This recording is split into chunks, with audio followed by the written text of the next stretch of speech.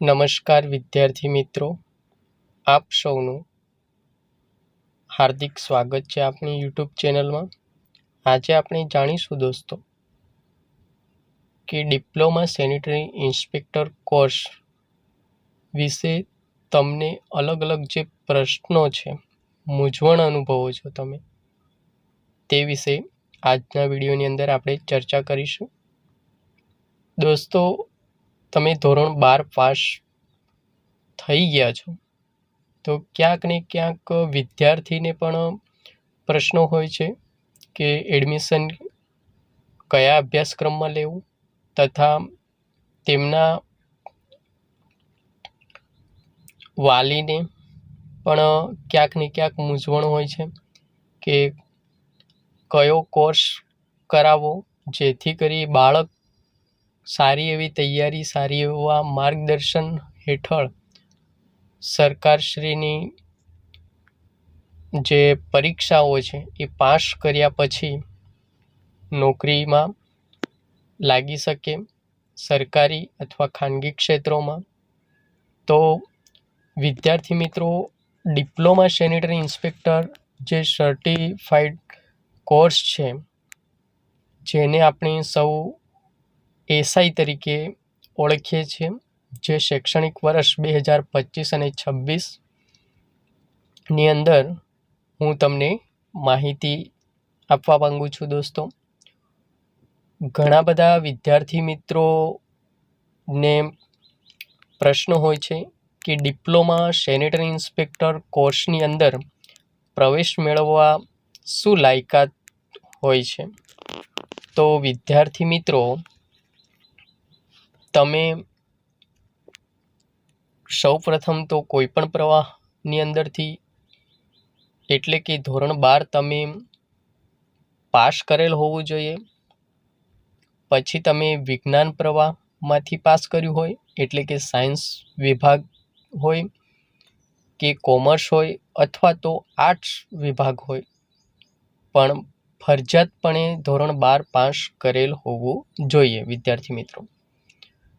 ત્યારબાદ છે કે ડિપ્લોમા સેનિટરી ઇન્સ્પેક્ટરનો જે કોર્સ છે એનો સમયગાળો કેટલો હોય છે, કેટલા વર્ષનો કોર્સ હોય છે વિદ્યાર્થી મિત્રો। તો ડિપ્લોમા સેનિટરી ઇન્સ્પેક્ટરનો જે કોર્સનો સમયગાળો છે વિદ્યાર્થી મિત્રો, એ ફક્ત 1 વર્ષનો જે છે અને જે સરકારશ્રી દ્વારા સર્ટિફાઈડ કોર્સ તરીકે ઓળખાય છે વિદ્યાર્થી મિત્રો। ત્યારબાદ ઘણા બધા વિદ્યાર્થી મિત્રો જ્યારે પરીક્ષા આપતા હોય છે સરકારની, ત્યારે ક્યાંક ને ક્યાંક મોટા પાયે આ પ્રશ્ન ઊભો થતો હોય છે કે શું ડિપ્લોમા સેનિટરી ઇન્સ્પેક્ટર કોર્સ સરકાર માન્ય છે? તો હા વિદ્યાર્થી મિત્રો, સરકારશ્રી દ્વારા અલગ અલગ યુનિવર્સિટી દ્વારા ડિપ્લોના અલગ અલગ કોર્સ ચલાવવામાં આવી રહ્યા છે। એ યુનિવર્સિટી સંલગ્ન છે અને સરકાર દ્વારા માન્ય કોર્સો હોય છે। ત્યારબાદ ઘણા એવા મિત્રો છે કે જેમને એસઆઈ કર્યું છે, એમને પૂરતી માહિતી નથી, ક્યાંક ને ક્યાંક માર્ગદર્શનનો અભાવ છે, જેના લીધે બીજા કોઈને સલાહ કે માહિતી આપી નથી શકતા।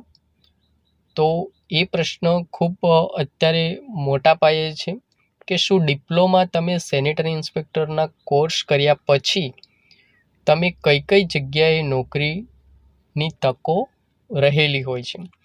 તો વિદ્યાર્થી મિત્રો, તમને સૌને જણાવું કે આપણું ગામ અથવા તમે શહેરમાં રહો છો, ત્યાં ગામડામાં પ્રાથમિક આરોગ્ય કેન્દ્ર હોય છે, એટલે કે જેને આપણે પીએસસી સેન્ટર કહીએ છીએ, જ્યારે શહેરી વિસ્તારમાં આપણે યુપીએસસી સેન્ટર તરીકે ઓળખતા હોઈએ છીએ। વિદ્યાર્થી મિત્રો, ત્યાં જે ફરજ બજાવતા જે પુરુષ હોય છે, જે સર્વેલન્સ કરતા હોય છે, ગામડામાં અને શહેરમાં બંને પોસ્ટમાં એમપીડબલ્યુ હોય છે, જે ગ્રામ્ય અથવા શહેરી વિસ્તારમાં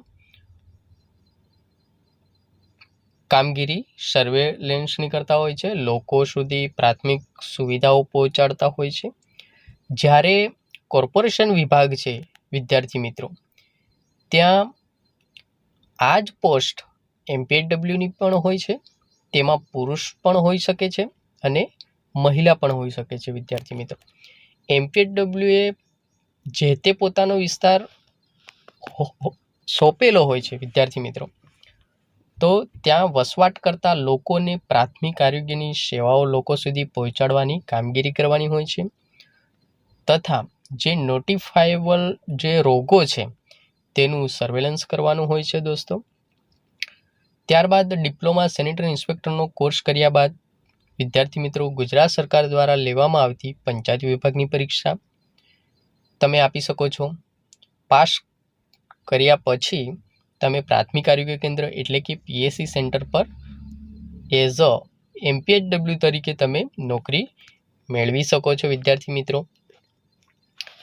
તેવી જ રીતે વિદ્યાર્થી મિત્રો, જે શહેરી વિસ્તાર એટલે કે જે કોર્પોરેશન વિભાગ છે, મ્યુનિસિપલ કોર્પોરેશન, ત્યાં પણ તમને MPHW તરીકેની પોસ્ટ મળે છે.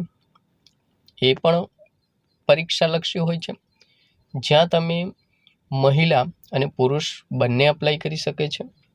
તેવી જ રીતે જે નગરપાલિકાઓ છે દોસ્તો, ત્યાં સેનેટરી ઇન્સ્પેક્ટર તરીકેની પોસ્ટ હોય છે તથા સહાયક સબ સેનેટરી ઇન્સ્પેક્ટર તરીકેની બી પોસ્ટ હોય છે. એટલે કે જે મહાનગરપાલિકાઓ છે ત્યાં દોસ્તો 3 કેટેગરી હોય છે.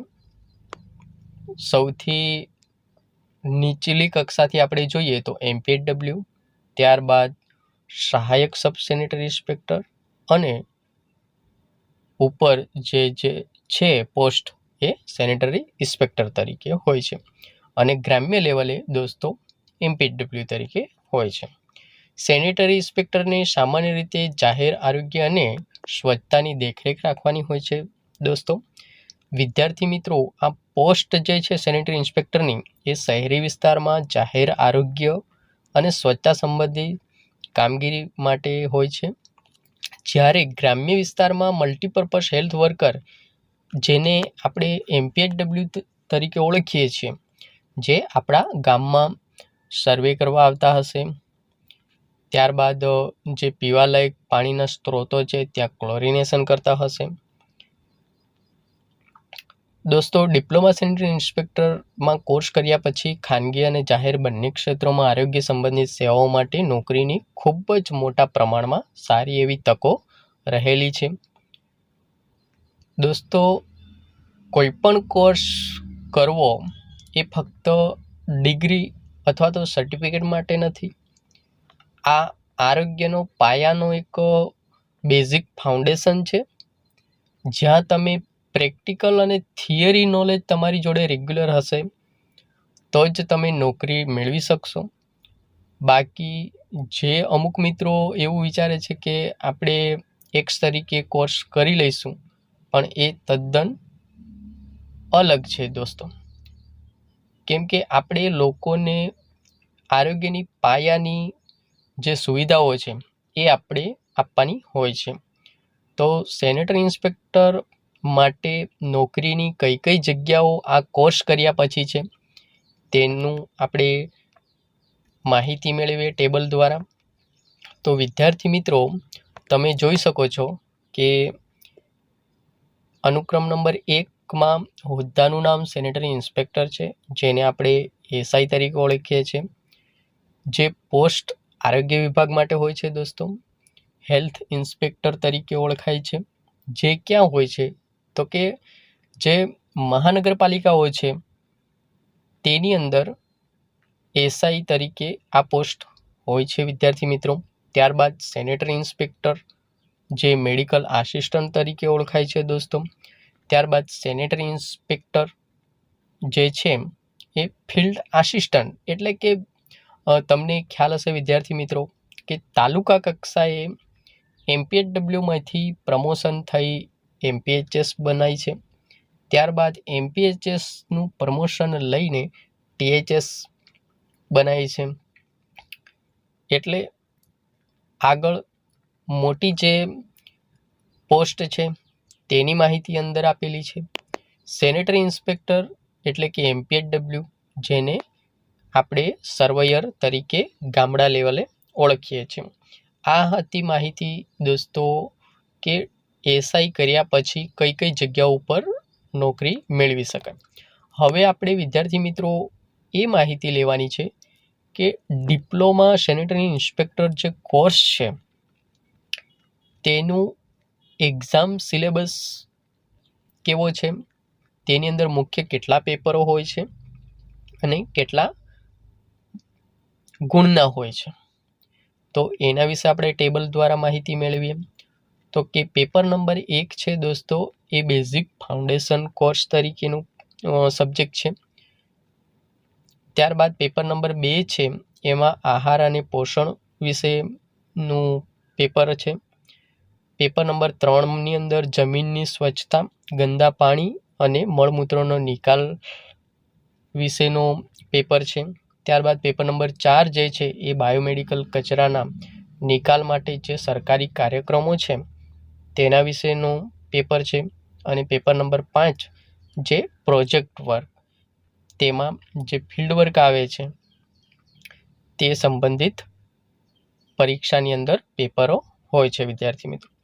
હવે એક્સટર્નલ એટલે કે જે યુનિવર્સિટી દ્વારા જે પરીક્ષા લેવાશે એન્યુઅલ, તેમાં વિદ્યાર્થી મિત્રો તમારું જે પેપર જે છે એ 70 માર્ક્સનું હશે અને ઇન્ટરનલ જે પરીક્ષા હશે ત્યાં તમારું પેપર હશે વિદ્યાર્થી મિત્રો 30 માર્ક.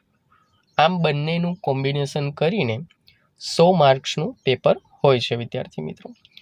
જે તમામ સબ્જેક્ટ એટલે કે 5 પેપરના કુલ ગુણ 500 થાય છે, તેમાંથી તમારે મેળવવાના હોય છે વિદ્યાર્થી મિત્રો. જ્યારે હવે આ ફી વિશેની માહિતી વિદ્યાર્થી મિત્રો, ઘણા બધા વિદ્યાર્થીઓ મિત્રોને અહીંયા ક્યાંક ને ક્યાંક વધારે પડતો કન્ફ્યુઝન એટલે કે પ્રશ્નો રહેતા હોય છે. તો વિદ્યાર્થી મિત્રો, ડિપ્લોમા સેનેટરી ઇન્સ્પેક્ટર કોર્સ સંબંધિતની જે યુનિવર્સિટીની જે ધારાધોરણો હોય છે તેમને નક્કી કરેલા માળખાકીય રીતે જે વાર્ષિક એજ્યુકેશન ફી તથા પરીક્ષા ફી માળખાકીય રીતે નક્કી કરેલા ધારાધોરણ મુજબ જ લેવામાં આવતી હોય છે. ઉદાહરણ તરીકે આપણે જોઈએ તો શ્રી ગોવિંદ ગુરુ યુનિવર્સિટી જે ગોધરા દ્વારા સંલગ્ન જે કોર્સ ચાલે છે સેલ્ફ ફાઇનાન્સ કોલેજોની અંદર ડિપ્લોમા સેનેટરી ઇન્સ્પેક્ટર, તેમની વાર્ષિક જે એજ્યુકેશન ફી છે એ વિદ્યાર્થી મિત્રો 40,000 છે તથા પરીક્ષા ફી વિદ્યાર્થી મિત્રો અલગથી 1,365 આપવાની હોય છે વિદ્યાર્થી મિત્રો. વિદ્યાર્થી મિત્રો, હવે તમને સમજાઈ ગયું હશે કે ડિપ્લોમા સેનેટરી ઇન્સ્પેક્ટરનો કોર્સની સંપૂર્ણ માહિતી તથા અભ્યાસક્રમ તેમજ અભ્યાસક્રમ દ્વારા કેટલા પેપર હોય છે, કયા કયા સબ્જેક્ટ આવે છે.